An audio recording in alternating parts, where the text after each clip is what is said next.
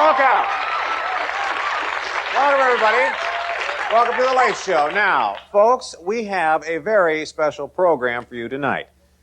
This is a special Late Show. We are going to examine startling new evidence that there is life on other planets and that aliens have been visiting our planet regularly. Now, we're going to look at pictures of UFOs. We're going to look at pictures and videotape that have never been seen on national television before. We're going to get first-hand accounts of the largest UFO investigation going on right now in Florida. And we're going to meet people who say that they've actually had contact with the aliens, and their stories, I must tell you, are very amazing. In fact, we have more than 60 members in our studio audience tonight who have had contact with UFOs, the largest group of UFO witnesses ever gathered for a television program. Now, if all this UFO activity is real, then the obvious question has to be, what do the aliens want from us? Well, we're going to try to find that out.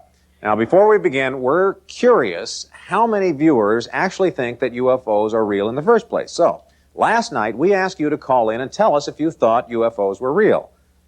A surprising 90% of you who called said yes, they believe in UFOs.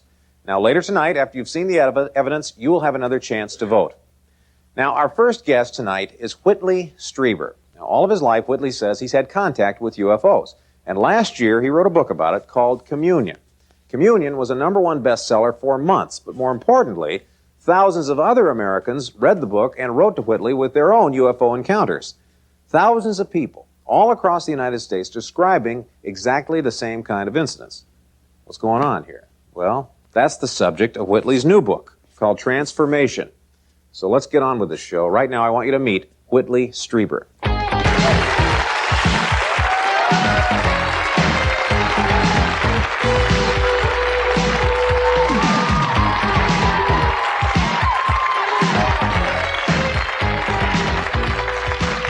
Well, now, Whitley, I've had a chance to read both books. Extremely interesting reading. Thank you. So let's just say that I'm totally skeptical of the whole deal.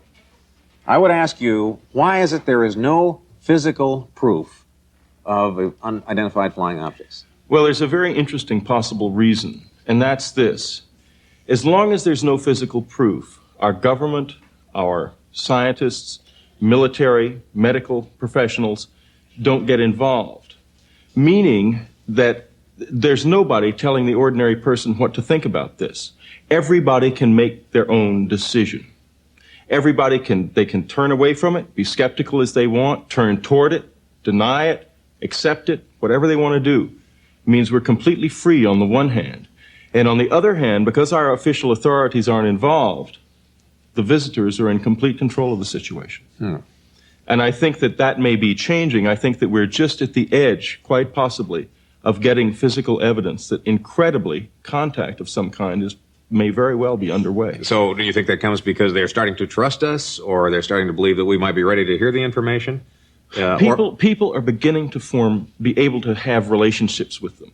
When I was realized they might be real, I literally just started going out into the woods in the dark, in the middle of the night alone, the woods that they had taken me through, scared to death, but trying to get some kind of something going with them. And they began after a few months to start to come back. Okay, now, what do you think we can do, or, you say we're on the edge, to bring about some proof?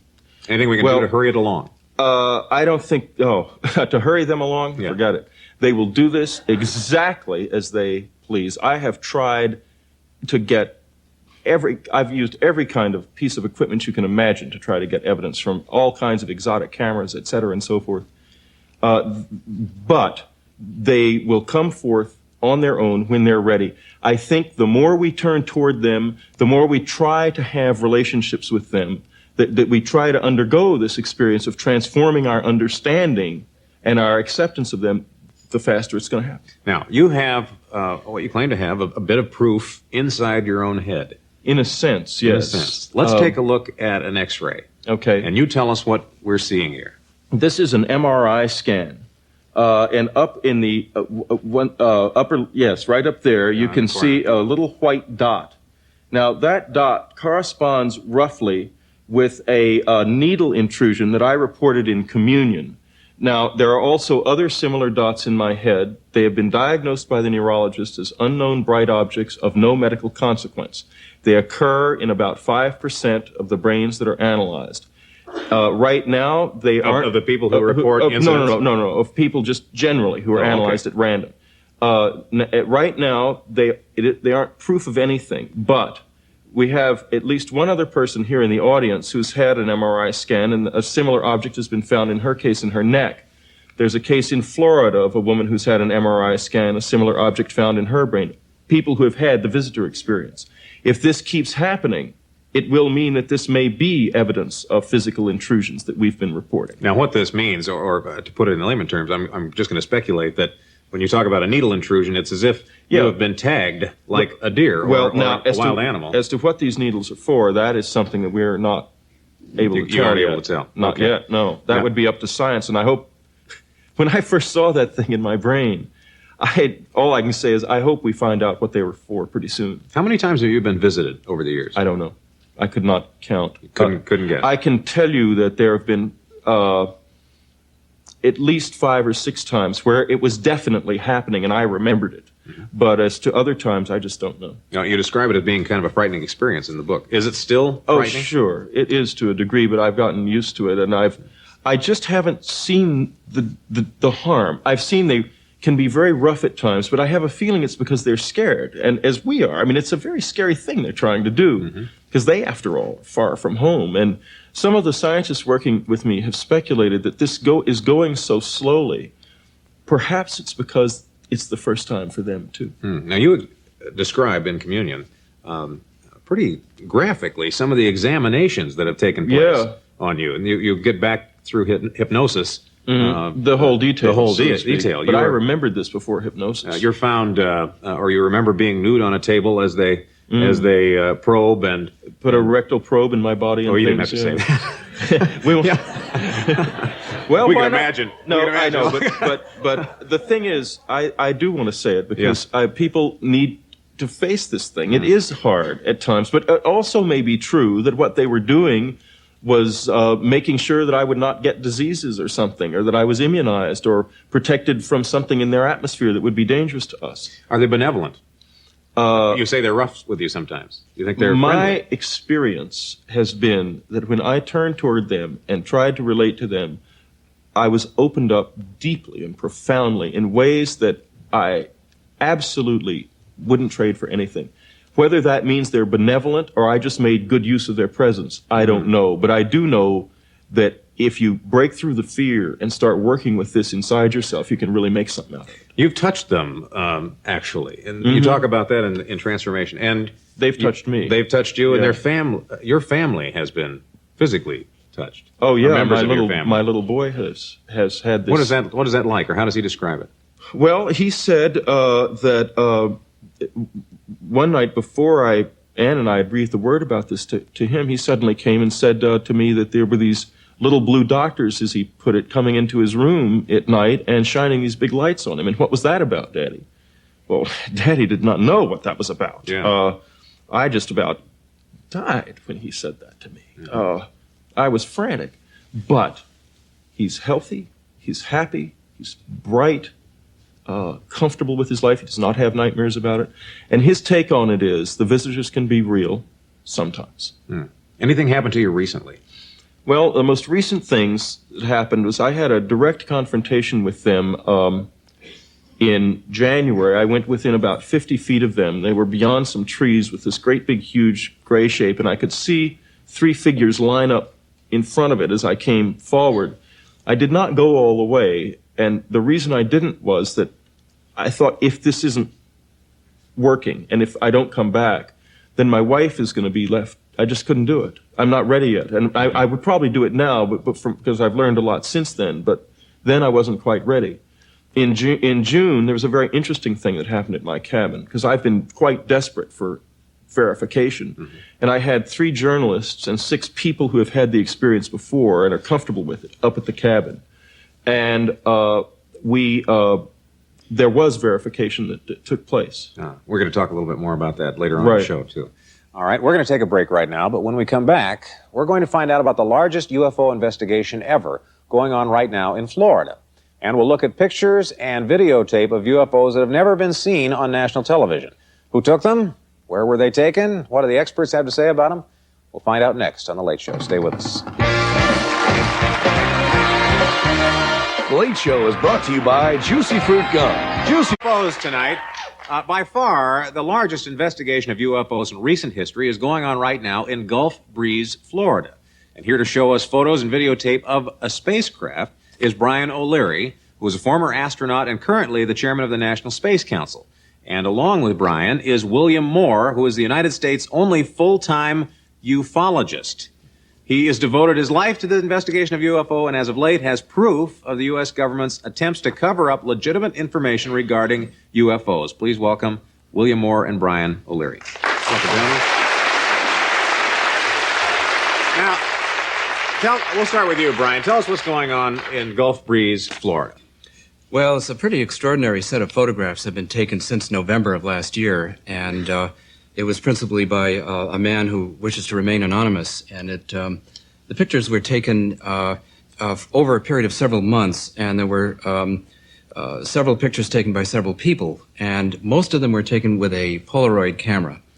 And Polaroid is kind of an unusual medium. Most people would prefer 35 millimeter, but one thing that is very difficult to do with a Polaroid is to double expose a picture or to doctor it up. And so this led some of us to do some investigations in a laboratory to what we call digitize the data and to come up with improved versions so we could check for sure whether or not there were double exposures. Well, that's what I understand, that you can actually, you'll say, well, there's the tree, and according to what the computer will say, you can determine that it wasn't something on the string, that it was something 70 feet long, 40 feet high, and if it was a fake, it had to cost a couple of $1 million to make this model. Exactly. All right, let's look at the photos then, and you explain to me what we're looking at here. Okay, this first picture shows, it's a typical picture of the object which the man photographed. You can see a close-up of it. It's a round, typical flying saucer type of thing.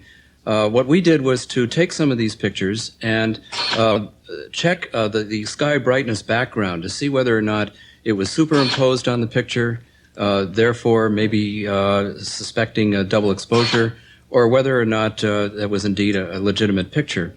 And we found, at least as a preliminary result, that the chances are overwhelming that there was no double exposure here. And that, in fact, even if somebody tried to cut out a model of this and paste it up and then photograph it, that's also highly unlikely because we investigated the border region, which is very clear, very distinct, as if it were a real picture. So it seems as though we're in pretty good shape here as far as suggesting that the pictures are real. What is that beam of light there going down from the... That's a blue beam in which the witness claimed to have been lifted up by the beam by about 3 feet and then dropped again. And that was also prior to the occasion where he actually met these alleged visitors. Okay, and the bottom ring is some kind of a booster rocket or some kind of fuel? Oh, now that looks like a reflection. Yeah, that's a reflection off a road. And that was a very interesting picture because that enabled people to determine it was 13 feet across. And again, he had a possible encounter. That's an interesting one, too, because it shows a structure within the object. Looking from almost straight up into it? Right. And that may give some clues as to what the propulsion system might be. But again, these are all very speculative interpretations. The fact is that these pictures are very, very sensational. They were taken several nights over a period of several months. And how many photos altogether would you guess? I'd say roughly 30, 35 pictures taken over a period of several months. By different people? Some of them by different people, most of them by this one man. And it's really a very exciting entree into UFO research. How long has this been going on in Gulf Breeze? It's been going on since November of 1987. Now here's a triple. There's looks like a group shot. Yeah, and the one on the bottom left is interesting because that's the one we looked at to see the sky brightness as it changed. That was one way of testing for a double exposure, and our fairly firm conclusion is that it was not a double exposure. Okay, now they all seem to look alike days apart. So this is the type of craft they're using at this time, I guess. Also, right. the interactions that they've had with the visitors, the things that have happened to the people, are very familiar to me, right down to words that were said and some images that were put into the mind of the man who was involved in this, and things that have happened to other people in Gulf Breeze, to families other families and so forth. It does really have the flavor of a genuine visitor experience on the ground, as well as apparently also in the sky. And what's interesting about this is that most people in the scientific community have poo-pooed this whole UFO business. I'm in the scientific community, and I think I'm tending to agree more with the late Alan Hynek, who is an astronomer colleague of mine, who said that UFO research is sending us kicking and screaming into the science of the 21st century. Good. Now let's look at a piece of videotape now. And you tell me who shot this, and you can describe here what's happening also. Home video, so it's not going to be very clear. Right. Now, again, this is the same gentleman that took the pictures, and he's behind a bush observing and tracking the object, and you can see it kind of peeking in and out of the bush. The motion is somewhat irregular, superimposed on the motion of his camera and of the bush. So it shows a somewhat irregular motion. And how do you know that this is real, or this wasn't something that was staged? Well, it's real from the point of view that the object is similar to the ones of the still photographs. And if you blow it up, and I think a little later there'll be a zoom sequence, you'll see that it's very, very similar to the other one. And you can also see some other lights lower down. Those are just street lights. But the object itself, you can see there sort of in the lower center. And so it's moving somewhat irregularly. Looks like it's spinning.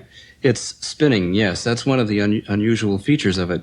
What we're dealing with here is a phenomenon that's so far beyond our comprehension using normal scientific framework. We can only observe it and report on it and regard it with a great deal of awe. Okay, normal speed. Yeah, and then this one, this is a very interesting sequence because you'll see it suddenly blink out. There it goes. Gone. And that's a very interesting sequence because it tells us that we're not dealing with an object like an airplane, ordinary motion. It just blink. And it's gone. Mm-hmm. Okay, now, Bill, you've seen the photos. You just saw that again. What do you think? Well, this is an extremely unusual UFO case from several different respects. First of all, it's highly unusual to have photographs from more than one individual. And it's extremely unusual to have what gives every appearance of almost being a staged visitation or a staged appearance. This has led to some speculation that perhaps this is a forerunner of things yet to come. We may be seeing a series of this kind of case occur over the next year, maybe 2 years. As far as this case itself goes, I'm quite impressed by it. I'm not yet prepared to endorse it, but I'm definitely on the positive side of the fence. Everything I've seen so far has held up under investigation. There is one particularly striking set of pictures taken by a stereo camera, which was not part of the set shown here. A stereo camera, for benefit of the viewers, is in essence two cameras taking the same picture at the same time, but from two different points of view, so that you have a parallax on that. And in this particular photograph, the camera on the right shows the object that we saw in these photographs. The camera on the left shows a light obscured by three parallel lines, which upon investigation turned out to be branches of a tree that had gotten in the way of the one parallax side and not the other. I am intrigued by this government cover-up business. Now, is the government aware of what's going on down in Florida? Well, I think they have to be. Certainly the principal witness has stated that two individuals visited him purporting to be government people and asked some questions. Certainly there's been enough publicity about the case that if they're not aware, they ought to be. And one very unusual thing that I have to say in having several people, which I would have to call insiders for lack of a better word, people within the military intelligence government community who seem to be aware of UFOs and provide information. And they seem to be peculiarly afraid or reluctant to discuss any case that involves an abduction experience, as does this one. You know, I think there may be a reason for this, that the government's hands may, to a degree, be tied. My experiences with government people have always been very supportive and friendly. And in the mid-'60s, former CIA director, Admiral Roscoe Hillenkoetter, who had stated earlier that there was a cover-up based on ridicule and denial, also said a very interesting thing. He said the Air Force has revealed as much as it can. The rest is up to the aliens. And I think this is the rest. Well, there is something I want you to talk about, and that is one of the most important cases you ever worked on, codename Majestic 12. Yes. Describe what this is and how you came about this. This is information. This is from the White House. These are documents prepared for President-elect Eisenhower. It's a very unusual story. It goes back to 1980, just after I had completed the book, The Roswell Incident, which we'll talk about a little later. And in September of that year, I came into contact with an individual who identified himself to me as being a member of the military intelligence community. He made the statement that he had heard me on a radio broadcast at that time, that I was the only person that they had ever heard, who seemed to know what he was talking about on that subject. Well, naturally, that somewhat flattered me, but I wanted to see where it was going to go. I want to interrupt you just for a second because I want to talk about this Roswell, the incident that you just mentioned. People at home, I think, will be very surprised that there was a secret operation that was to assure the recovery of a wreckage of an object for scientific study. Aerial reconnaissance discovered that 4 small human-like beings had apparently ejected from a craft at some point before it exploded. They had fallen to Earth about 2 miles east of the wreckage site. All 4 were dead and badly decomposed due to action by predators. But these 4 small beings were scooped up, taken someplace with what were described in these reports as discs. And all right, well, which appeared to be to sum up the Roswell case in a nutshell, and it is the progenitor, I guess, of the story behind these documents. We have now interviewed 92 people, 31 of them firsthand involvement in a case that happened in 1947, which appears to have been the crash of a UFO in New Mexico. It was as a result of that, and the book that was published, which, by the way, is coming out in paperback next month from Berkeley Books, that I was contacted by an individual. Subsequently, this document arrived on film in the mail at the home of one of my associates. We did not know if it was authentic. It's startling information. It has thus far stood up quite well under efforts to investigate it. It has withstood tests by a linguistics and stylistics expert who examined it on the basis of authenticity and concluded that there was no reason to believe anyone except Admiral Hillenkoetter, who was the first head of the CIA, had written the document. It is currently being looked at by question document experts in New York with an eye toward typeface analysis and that sort of thing, and we expect the results of that within the next couple of weeks. So it is a startling piece of evidence, and everything in it is quite consistent with the Roswell investigation of the crashed UFO. You know, I'd like to just put in a word here that when I first heard about this, I did not believe this could possibly ever have happened. And I finally had Bill, I said, okay, put your money where your mouth is. I had him take me down to Roswell, and I observed that he has done this on-the-ground research. All the people in these communities know him well. He knows how to get around down there. And he had me talk face-to-face with people who were involved in this, and I think it happened, frankly. We have to take a break here, fellas, but when we come back, we're going to hear more amazing stories from people in our studio audience who have met the aliens. What are they like? We'll find out in a moment. Stay with us.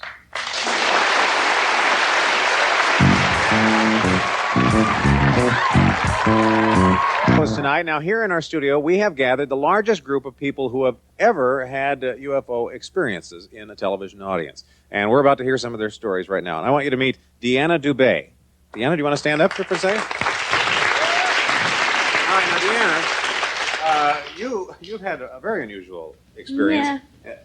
Heart disease, cured by these little beings. Yeah, when I was 12, I was born with this genetic heart defect. And when I was 12, I had an experience where I woke up in the middle of the night. I saw a being above my bed. He placed his hands on my chest, and he said, "I'm here to heal you. And This was after the doctor said this was there's no after cure. the doctor said no cure, there's no help, and I had 2 relatives who died from the same defect. And isn't your heart twice the normal size? It or was something? normal shape and size, and it was shaped like a sock. The left ventricle was larger than the right. And so I woke up the next morning, and I had a few chest pains, went to the doctor, they checked it out, and my heart had totally shrunk to normal shape and size. And No medical reason for this. no medical reason, and my pediatrician of 17 years couldn't deal with the fact that there could be a miracle involved here, and he just closed the case and said, "What? You never had a problem to begin with." Have you ever had anything like that since? Oh, yes, I've had experiences ongoing all my life, and that was just the major dramatic one. Okay. But lately, I have had quite a few experiences. And what's happening lately? What are I'm just being taken, examined, and I find out that they are guiding me to more people who have this experience. And I'm being just led to them. They show me pictures of them before I meet them now, and that's kind of weird. I expect Rod Serling to come out of my walls any minute and say hello. what do your friends think? Do you tell them about I this? don't. It's not something I advertise except for tonight. Yeah. Everyone's I don't think going to anybody know. will see it, no. No. Yeah. But the majority of my friends have been supportive. All right. Thank you very much. Thank you. All right. Now let's meet. This is Raven. Raven, please stand up, please. Raven Dana. Now, tell us about your incident. You have, or you were met by an alien named Farb. Is that right? Yes. So this is the first time that a name has been associated to one. Although it really wasn't his name. When I was 5, I woke up with something standing at the foot of my bed, which at the time I interpreted to be a gnome or a fairy, as a child might. And of course, I asked him, well, what's your name? And he told me the name F-A-R-B, Farb, but that was not his name. It stood for what he was not. And that I needed to remember that because it would be revealed to me later, in quotes, later. And it was actually quite a bit later. I had some ongoing experiences with that being where he would appear to me in an in-between state that was maybe like a dream state and speak to me. I could hear his voice.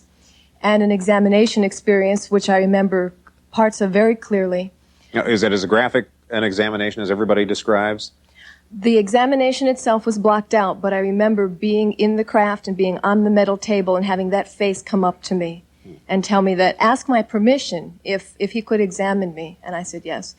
Later on, actually many years later, I was 12, and I was in high school, my first biology class, as a matter of fact. And what really happened was a few weeks before that, I'd had a series of dream events, or those in-between events, where I saw him and recognized him. And was thinking about it in class as the teacher was writing on the board, fish, amphibian, reptile, birds and reptiles, and it spelt the name F-A-R-B. And I got physically sick and had to leave the room. It just hit me that that was what he was not, and it was perfectly clear that he was real and that he was something other. Good grief. All right, now, I also know that your daughter was affected. I suspect that she may have been affected. Many people complain of the same thing, and that is nosebleeds Right. after an experience, or they wake up with blood on the... Right. Well, nosebleeds are common among a lot of people, but they're very common among people who have experienced something like And that. I also had the chronic nosebleeds from the time I was 5 until the time I was about 12 or 13. Chronic nosebleeds, to the point where when my grandmother said that, well, we needed to do something about it, I was about 10, maybe we need to have your nose cauterized. And I said, well, what's that?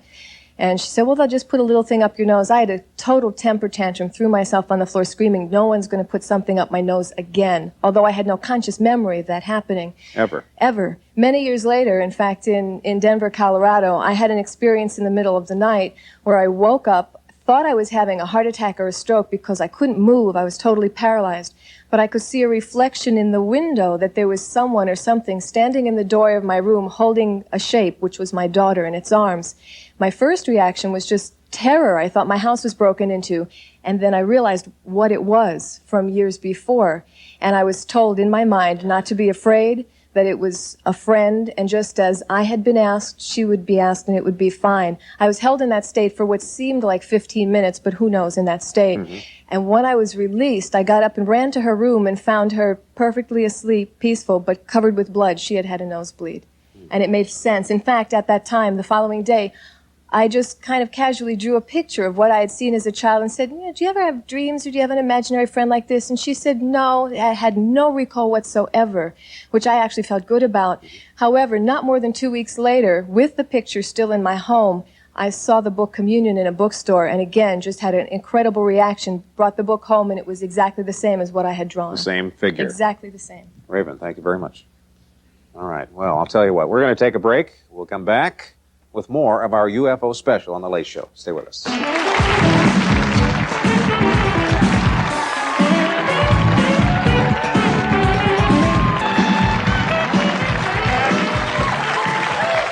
Welcome back to The Late Show. Now, we have been listening to real-life UFO experiences, and I am curious to know how many people in the studio audience here have seen a UFO or an alien or know somebody who has. Just applaud.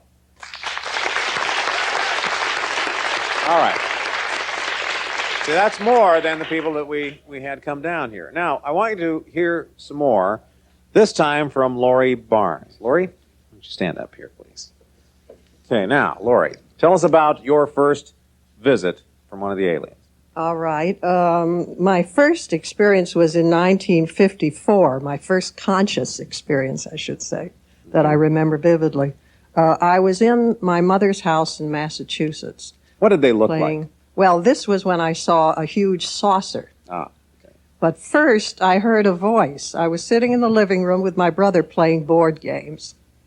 And I heard a voice. It was very strange. It was saying, come outside, and you will see something. I took my brother trailed along after me. And almost immediately that we got out, this huge blue and white pulsating ship came, I think, from the eastern horizon and came very close down and stood perfectly motionless, spinning, and then made a little circle above our heads and then continued down over the left horizon. But that was the beginning of... That was the first time? Yes. I have seen that same ship every so often. Where do you live? For years since. Well, this happened in Massachusetts. This is in Massachusetts. I'm okay. now living in New York, but All right. that happened in Massachusetts. But the only times that you have seen it have been in Massachusetts? Oh, no. You've seen it elsewhere? Yes, I've seen Okay, now, have you seen the beings themselves? The little, Yes, the little I have. gray men, or so to speak? Certainly have. How would you describe what they look like? About 3, maybe not quite 3 feet tall, about 3 feet tall. I never had a tape measure. Uh-huh. But I would Small. say, yes. Okay. And very stocky and very strong. And because they lift you and they handle you, and there's no doubt that they're very strong. Shape of eyes and head, anything? The eyes are huge, like enormous toy button eyes, and very glinty, and they dart around a lot. And the skin is a sort of a silver gray blue, with maybe a little more blue in it. People speak of little green men; they're actually blue. Oh, okay. Okay. All right, well, thank you very much. Thank you very much, Lori. I want to move down here to Ed Conroy. Hello, Ed. How are you? I know you've had an experience. Now, Ed, you are a journalist. Yes, that's right. I'm And currently a columnist for the San Antonio Express News. okay, now journalists are typically pretty skeptical people. Yes, right. It's our profession to be Yeah. that way. All right. So you are not the kind of guy that would get sucked in by this unless you really believed it. Well, Am I guessing that right? I like to think that I'm not the kind of guy who would get into this unless I knew something about it. And I've been making an effort to know something about it through my own investigation.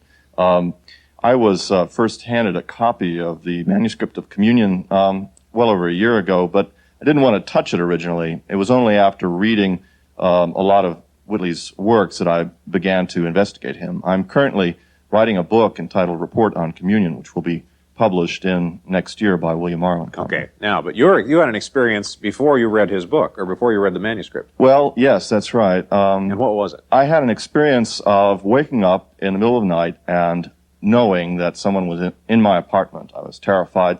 I looked for a block of wood next to my bed, a back massager. I wanted to defend myself. The next thing I knew, however, I had gone from an upright position in my bed to being just completely flat on my face, and it was in the morning. I was waking up, and I saw that there was a good-sized splotch of blood on my pillowcase and another one down below that. There was a dull, sore sensation in my right side of my head, a little bit of dried blood on the nostril, and I was very scared. I'm even scared now talking about it. It brings back the feeling. And so I was ill for a period of about a week after that, dealing with that. After that experience, I was convinced that there was indeed something to this. I had read stories about insertions of probes and so forth. Uh-huh. So I've had a number of subsequent... Did you have the same feelings that Whitley did about thinking, I'm a crazy person here? This couldn't have happened to me, and if it did, I'm not going to tell anybody about this because it's UFOs. Well, I wasn't prone to question my own sanity, Ross, but I did think that this was something that I needed to be quite careful about. I finally decided to start talking about it about 6 months ago. Oh, thank you very much for putting it on our show. Thank you very much. All right. We're going to take a break. We'll have more, though, with The Late Show after this.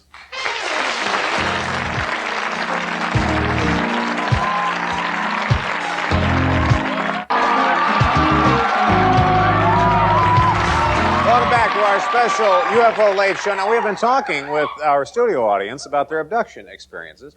And now joining us via satellite is a psychologist who is studying the whole abduction phenomenon. And he feels that there are other explanations for some of these experiences. Please welcome from New York, Dr. John Gliedman. Hello, Dr. Gliedman. Hello there. Now, what are the alternatives? Let's play the skeptic's corner now. What are the alternatives to this, quote, visitor's experience? Well, I'm a sympathetic skeptic. I take very seriously the material that's been presented tonight, but I would want to remind the audience that there are other possibilities that may happily coexist with the hardware possibility that we've been talking about. There are many aspects of a traditional religious experience to some of the abduction narratives that I've encountered. All through human history, people have had amazing encounters with angels, demons, you name it. This is the late 20th century. It's entirely possible that in some cases at least, instead of seeing an angel, some of us, when we have our religious experience, will see Captain Kirk or Jean-Luc Picard from the Enterprise instead. So that's one kind of possibility. Another that certainly has to be kept in mind is that the mind itself, the brain, is a wonderfully complicated and quite mysterious organ, that every minute of our lives, the brain is producing a simulation of the physical world. It's always able to produce images that seem very real, otherwise none of us would make it through a day. Some of us may have brains which are quite normal, but also have the additional ability of occasionally having a glitch, which might prove to be a transcendental glitch in some cases. In other cases, it might lead us to an alien encounter. Dr. Gliedman? Yes.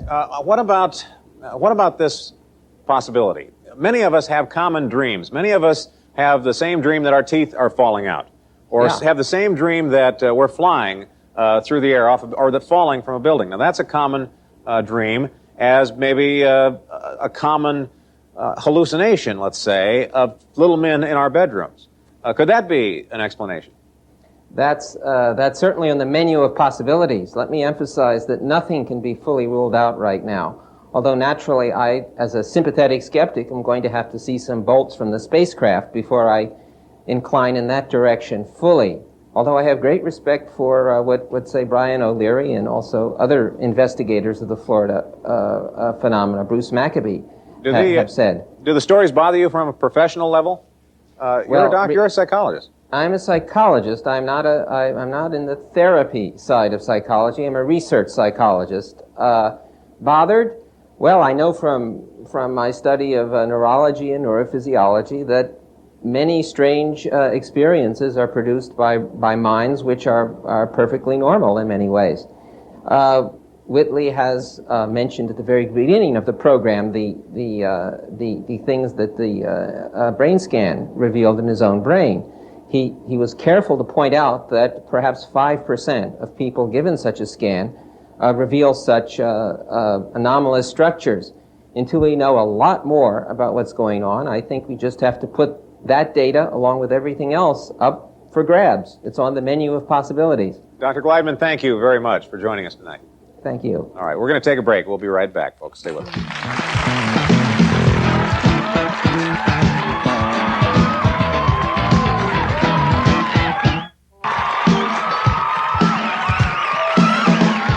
Welcome back. Now, once again, we would like to know what you think after all that you've heard here tonight.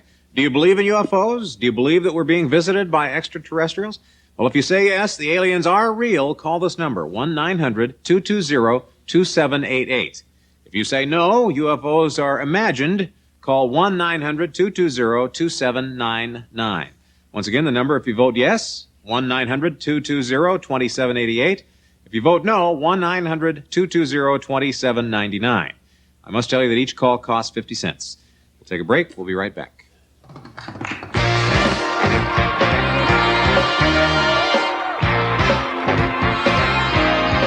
The Late Show is brought to you by J.C. Penney. You're looking smarter than ever at J.C. Penney. So it's between these two, then? Yeah, they're both qualified. It's the best.